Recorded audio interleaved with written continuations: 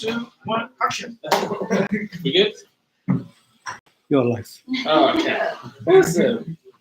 Afternoon, everyone. It's Thursday. Yeah. It's now pretty much 4:10. And it's time for Thursday. All right.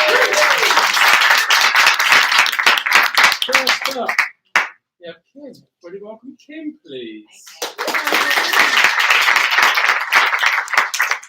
Thank you very much. So I am here to talk about a conference that I'm organising that's happening in November downstairs in the Lower Ground Conference Suite.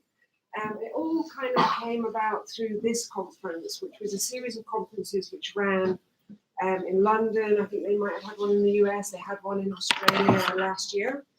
Now, when I saw that online last year, I didn't buy a ticket to go because I didn't like the emoji, and I thought, oh, it's going to be really sweary, and I thought it would be it might not be like a comfortable place to be. Technical problems all over. So in the end, I didn't go. However, it turned out to be a really brilliant event, and the people that did go spoke super highly of it. I was interested anyway to check back to see what the program was and what people were ranting about, and just to see the kind of topics that came up. And because it's all done under Chatham House rules and they don't really kind of promote the content of the talk without the person's permission, not all of the transcripts were released, but some people did give permission. And so I started to read through them, and this one by Sal, for example, really resonated with me, and I could see then the kind of quality and how well the format works, where it's not really a conference where someone's saying, hey, look at the amazing thing that I did, or this is the brilliant thing that I achieved and worked for me in my very narrow context. It's kind of broad topics that I think kind of affect everyone. And the topic of her rant was around making time for people in meetings or people that you work with who can't necessarily think quickly on their feet and have an answer in the room, and in ways that you can just accommodate those people by maybe giving them a separate channel afterwards to come back with their ideas, things. Anyway, that really struck me, and I thought, that's really good. So I read some other transcripts, and then I really regretted not going to the conference, because I could see that that's probably more my type of conference than the big shiny ones where people come and show the awesome thing that they did. So I reached out anyway to the organisers to find out whether they were going to be doing it this year. And they hadn't decided yet, because it's a load of work to put on a conference. And so although they were overwhelmed by the response, because they didn't know actually whether anyone would come or whether anyone would submit rants, they were still undecided. So anyway, the conversation was in public, and then Zaz, who some people might know is the lead delivery manager in the Home Office, just made an off-the-cuff kind of remark. She said, oh, it'd be really therapeutic just to have that as a cross-government event. And so together we just decided that we would do it. So I spoke to Mark Archibald before he left in the comms team, and we ran it past the press office to see if we could run our own FFS comp, and they said no. And there was so we came back to them with lots of different permutations of what the name of the event could be that still conveyed the kind of ranty kind of nature of it. And surprisingly, in the end, they said we could go with this. So we did. So we started to circulate this a couple of weeks ago. The organisers of FFS Conf are going to come and give the welcoming kind of speech, just to explain what it was that made them think of this idea in the first place, and why they felt that the events themselves were so successful. And a spoiler alert, it's really all about the audience participation. So rants are like 10 or 15 minutes, and then there's a good 15, 20 minutes of the audience arguing with you about your rant.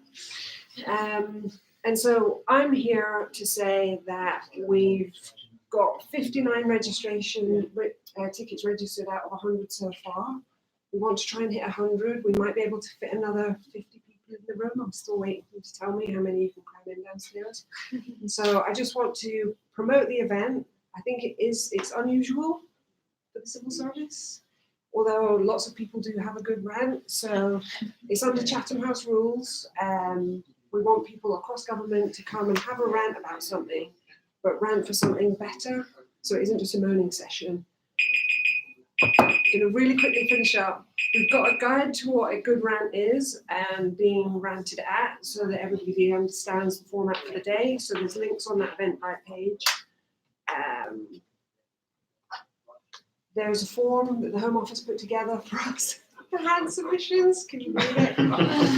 It's awesome. Please register to hear the rants. Please submit a rant. We're looking for moderators. We're looking for volunteers that want to help out on the day as well. It's Wednesday, the 13th of November, and we're going to be giving out stickers. Yeah. That's it.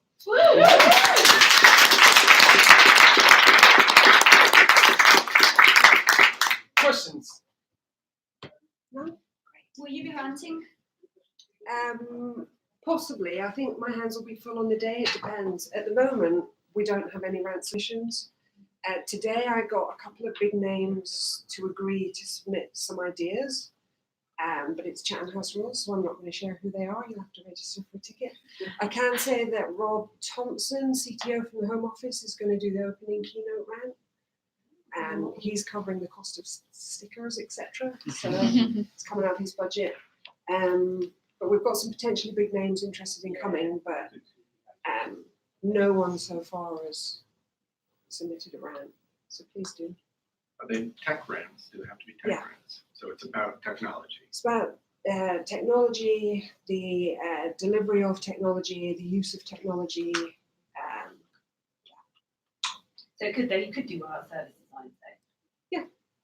And actually, someone's been suggested. So we're trying to kind of share names. Who should we reach out to? But ideally, we just want it to be kind of people coming forward to say, yeah, I've got something to say. Like, this isn't great, but this is what I think would be better. So when you say it has to be about technology, it can't be something like a rant about not social media or like reality TV. That would not be a good rant. It's an internal only cross-government event. The only external people that will be there is the FFS org, the organisers, and it's really about the difficulty and the frustration and what could we improve about delivering digital and technology within government. There's a link to the sign-up page in Amazon Slack or whatever. Yes, I'll share that again. Anyone else? Okay. Next up, we've got David. Everybody, welcome David, please.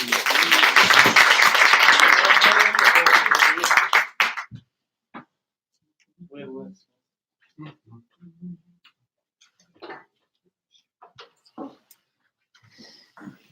Hi, I'm David. I'm from the analytical platform team, and I'm really keen to.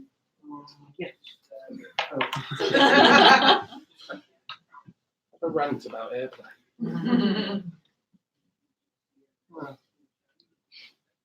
Can I go to the cable? Just connect and reconnect again. That's what Okay. I did it. Are you on AirPlay? Yeah. There you go. Hooray! You did try and you went no. Yeah, like 4 times.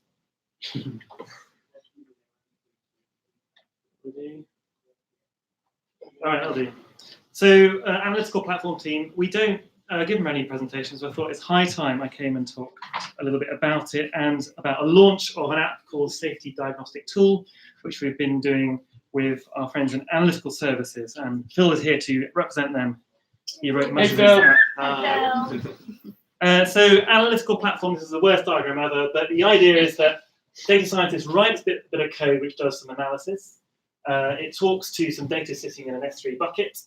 They check their code into GitHub, so lots of really good practices here, using proper digital tools here rather than doing an Excel or doing it, sending Excel files data by email, or lots of old bad practices which they've been doing traditionally for many years. Once they've written their code, they might want to deploy an app, which could be like a dashboard, or it can be an API or something, running a machine learning model. And then our platform provides all these things and some security so that people can access it from the big wide world, internet. There's security around the data, so the right people can get access to the right bits of data. We've got some automated data pipeline processing, and we've got a control panel where people can self-serve all the options and give each other permissions to things. And so this is the goodness, which is the Andical platform. And running on this now, we have a safety diagnostic tool which services data to the people in prisons, so prison safety teams, maybe the odd prison officer if they're interested in the safety of a particular prisoner, and governors who want to kind of track performance regarding safety. And the aim is to improve safety in prisons, and there's a whole bunch of users with this app. And I would just say that this app has been 4 years old. It's not been a digital project at all. This is kind of the first time it's coming into contact with all the lovely things we do here, like having user researchers and designers and seasoned developers. And yet this app is live to real prison officers because of this historical background. And the next stage is to work with an enormous team up in Sheffield who will give this some proper love. So that's the caveat. But this is what it looks like. So you can see lots and lots of data, lots of tables. So we can see this prisoner, we've changed all the names, so these are all Game of Thrones names. But this is the person with the highest Viper score, so some sort of violence score. So someone in the prison can work out that that there's some particular requirements around this person. We can change the environment around them to improve their safety and the people around them. So lots of information which is very useful for the people in the teams. We can drill into the prisoner. So lots of this is anonymous data they have already, but some of it is new. So the incident history is something which, as I understand it, prison officers don't have. The Viper score is new, which brings in lots and lots of information together into one single score to give an overall picture. So that's the relevance on a kind of a micro scale, and then there's a macro scale, some long-term trends going on. Drawing graphs is tough for digital teams. Technology-wise, we have the technology to do it. So we're chatting with the Sheffield lot to make it possible for them to do the back end. How they're going to present it and abide by the service standard, I'm not quite sure. But lots of really good. These are the ideas that the data scientists come up with, which digital haven't done much of recently. So we're kind of mixing the. Oh, I better carry on. I'm low on time. So the problem was it was on a really awful old server, hosting service, and the plan is to move it to Andical platform, which can already do a lot of this stuff already. But this is the first real big app we've run on it so far. We've added a login page, which is using the existing Nunomis login. So it's the same login, same credentials. They already have it. It's already managed. We had lots of issues to do. Data governance, getting the DPIA sorted. We went around all these different parties, getting the approval. We had to do a bunch of changes to make sure we didn't have prisoners who'd left prison, that corrections to the data filtered through to this application. People didn't see any more data than they saw in the past. So a lot of satisfying people. We had lots and lots of security. Our platform has loads of security anyway, but we did lots of really good security reviews to make sure that this, although it's been written by data scientists, not kind of it's sort of developers we have here, the right parts were really secure, because obviously it's incredibly sensitive data. We want to make sure it's right. We added a whole bunch of things to the app and the platform as well. And we successfully launched it about a month ago. A bit touch and go. We had to get 14-day extension on the old hosting, which hooray, that happened.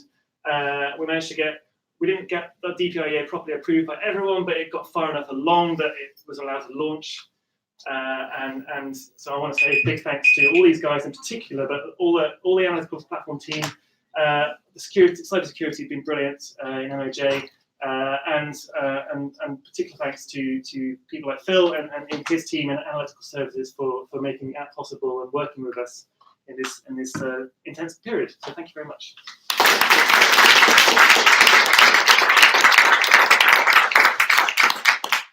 Questions? I have one. Talking to someone who had to try and get a DPIA completely signed off and didn't quite get there. Right. got there and like, yes, we've got everything we need to sign it off, but not the actual sign off. Like, how was that? Like, how was that process? I want to go to that, what the conference and talk about this, because it's absolute nightmare working out what the system, who to go to, what they want exactly. If you just give a list of what we need to do, then it can much easier. So we've had a lot of ranting in our team about the various parties involved. So it's difficult. Like, I'd really like to get some GDPR training, just for me to understand what the issues are. So just reading a bit of websites has been really helpful. That we have to go to a DPO office. They have to give some official advice on this before someone can sign it off. We managed to get the CEO of HMPPS to sign off our DPIA essentially, and then we realised that they weren't allowed to sign it off until it's gone via the DPO and the HMPPS security people and all various other parties. So by passing them, it kind of nullified the DPIA. So it's all a bit of a shambles, and our team has learned a lot, and yeah, we're getting there. Yes, Rant? Exactly. yes. Sorry. I already spoke. I already spoke. You use the valuable time on either one.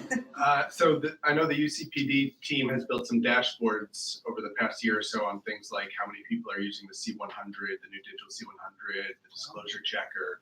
Should they be using this, or is this not relevant for that type of thing? So Analytical Platform has been designed for the analysts who sit in analytical services who do kind of post analysis for policy people, really. So there's a lot of analysis that goes on within service teams, and I think we call it MI, in real time, day to day, how many sign-ups, how things are going, and we're not really designed for that. We're more like we take a copy of your database and we do kind of analysis in the weeks and months afterwards to set policy. So that's where we're positioning ourselves. Did you have a question, Motters? I was just going to say, so this is obviously frontline staff facing. How are you handling the additional pressure of live support around that? So that's quite different to providing data to policy colleagues where actually they can't get it in like that, doesn't Phil, do you want to say anything on that? The answer to that is not very well. matter? I'm frontline support. Right. And we have a How's that going for you? badly, admittedly. Yeah. And because of that, we're basically trying to work with Digital Studio Sheffield to try and basically Put it into some make sure other it can go, because it's so old, basically everything in the future now, if it gets any sort of like live service, we'll make sure it goes into that process first. Cool. Yeah, we decided we're not cut out to do live things. We should do the prototypes and hand it off to proper service team. Thank you very much. Thanks very much.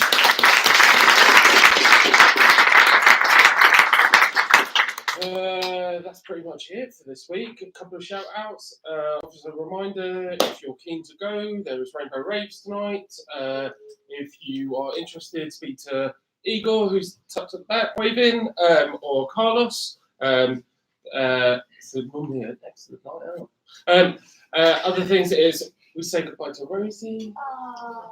Hi, Rosie. And we all know Rosie is leaving us as part of her fast stream time here, right? And is moving on to a new gig at Housing Association in King's Cross. Well, it's got Notting Hill Genesis, the housing association. Can I emphasize? Digital team, 3 people.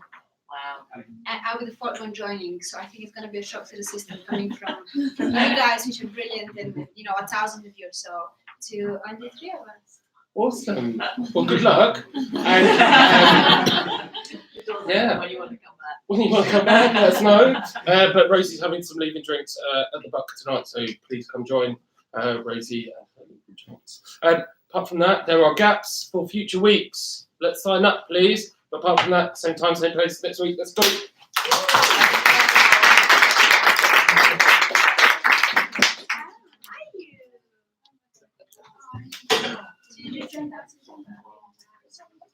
Oh, look, I'm in a mess.